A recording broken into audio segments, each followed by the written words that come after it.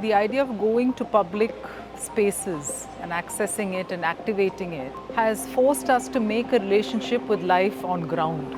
I think that has actually opened a few doors in knowing who are the people of the city.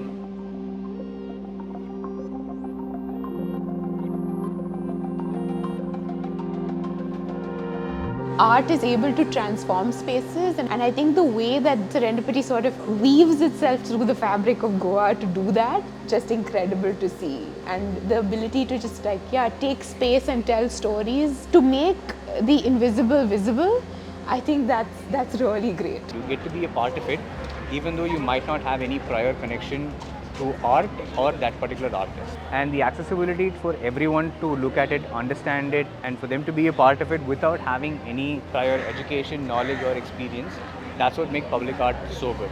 Often what happens is, if these conversations are limited to gallery spaces, many people are left out of these conversations because there's so many barriers, even if it's a free-for-all event. It's really important then what public art can do is take art to public spaces, right?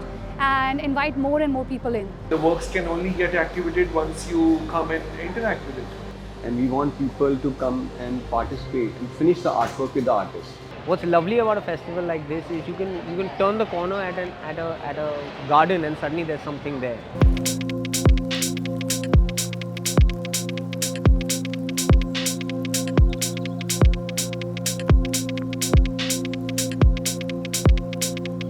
Birds is an experience where an audience member gets to sit back in these pods under the trees and listen. And that experience is thinking about migration, both in terms of animals and birds, but also in terms of people and the borders we draw and the ways we cross them with each other.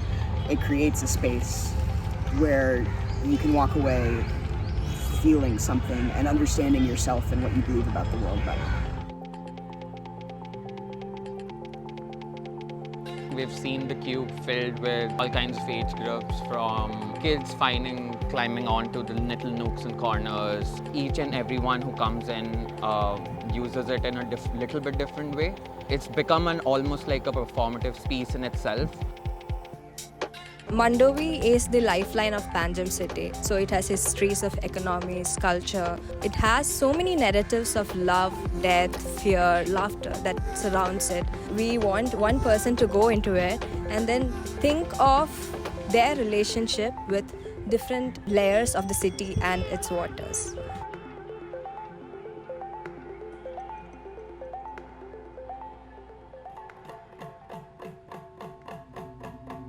This year, I am instrumental in creating something called Sonnet of Samsara, which starts at the gazebo by the beach around 6:30 at the twilight. So people can see just in the sea as the background, the light going down and the performance begins.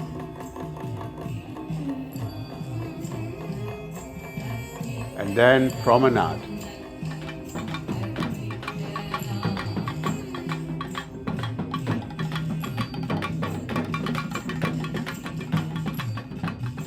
Then comes to the lawn in front of the quad and culminate in a performance. And there the theme is actually myths, memory, experience and imagination. Different iterations of time, but coming from the same source. Because the way it promenades and the way it uses the site itself, it animates the architecture and the landscape in a different way. So you see the same places, what you normally see in a completely different life.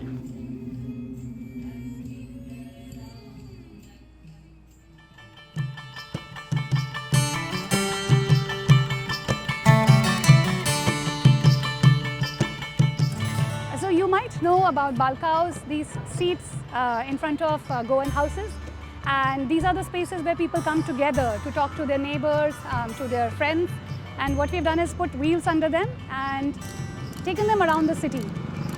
After their journey across the city, we brought them here to the art park. So the kind of conversations we are trying to create are what are people's relationships to Goa. Very deep and very profound sort of comments have also come up through this. For example, one fisherman that the team was talking to, he was talking about how in the future there'll be no fish left in the sea, but only casinos will be left in the sea. And you can really hear the sadness, you know, in his voice and what he's talking about.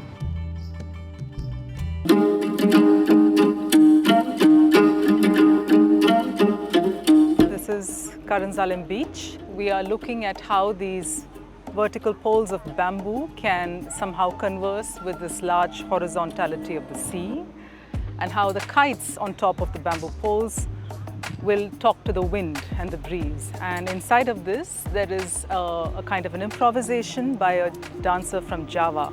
Beautiful place for navigate people to understand what is contemporary work, artwork. The public space, you need to more careful, understand with other. It's not only yourself, not only for the audience, but also the nature, the sky, the earth, the installation, the lighting, sound system, everything, you know, together. So many people in different background, how the bridge you communicate with audience. So how you live together when you are there. So you are not just yourself to perform, but we are together. That is the communication.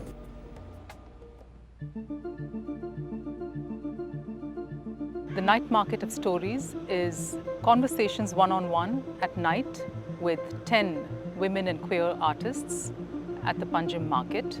You know, in a traditional conservative society where women are not allowed to go out at night, this entire idea of them being inside a market telling their own stories at night, it's like going against what's, you know, expected of a traditional woman to behave like in a way, right? There are real people sitting in front of you who also have their experiences and approach of looking at the world and looking at you. It gets emotional. How they tell the story and how personal they are. They're very, very personal stories. So one of them nearly made me cry. Someone sang me a song which is just beautiful, and we're all in, as an audience, there's a feeling of community because you're also chatting with other people about who they are, what is happening, and we're doing this at nearly midnight in a market. It's just incredible.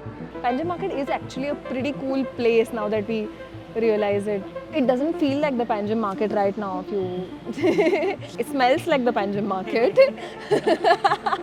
Working in a public space, I think there is more joy because you're connecting to the community, to a a local space, and this market is also a market of my childhood. So it's bringing back a lot of good memories. We have a set of 6 films on the working class women of Panjim. What we have is small glimpses into their lives. Apart from what they do and how they do it, what are their dreams, what are their fears, what are their desires? We've tried to find this, and these are 6 short films that run through the week of the festival in the Panjim Market.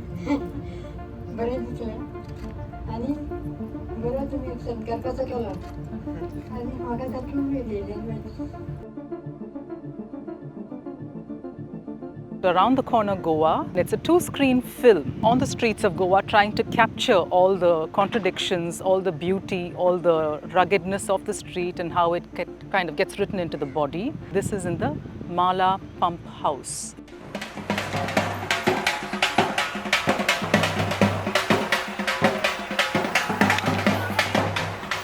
We finally wanted to unshackle the dosa experience from just the dining table and finally put it on the menu for an outdoor picnic experience. Having this pilgrimage that we took so lovely across Panajim and sitting here by the sunset and relishing this as a communal eating experience, to see everyone jump and dance before we initiated that opening ritual.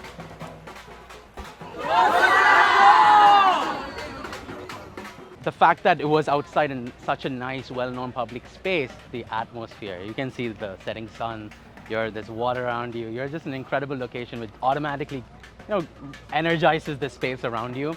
Just the conversations we generated. The Tamil word for dosa or dosai comes from dosham, which means to sin. About not only just dosa, but about generally about where we each other are from, those kind of little conversations, and that sort of adds up to like gigantic and memorable experience.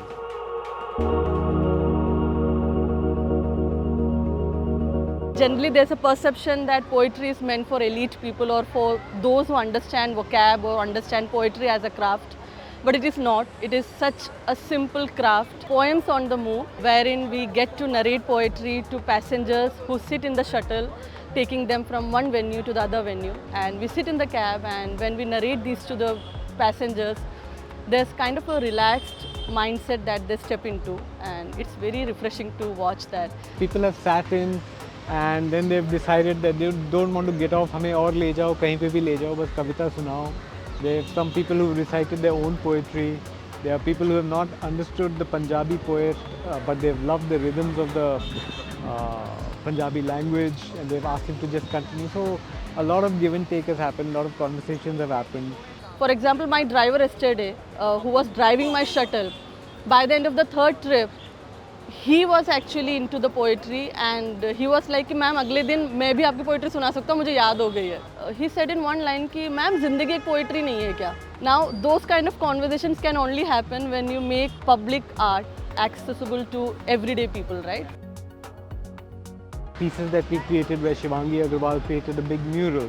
There were a lot of people who were coming by wanting to paint along with her, which is what she welcomed and invited so that we could have conversations also.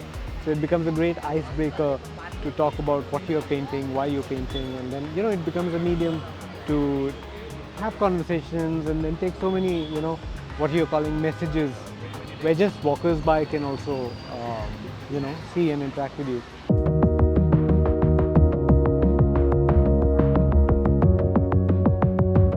You know, according to the work of art, you choose the space, or sometimes you create a work according to the space available. Watching things that are in unusual places, places where you normally do other things, I think this changes your relationship with art.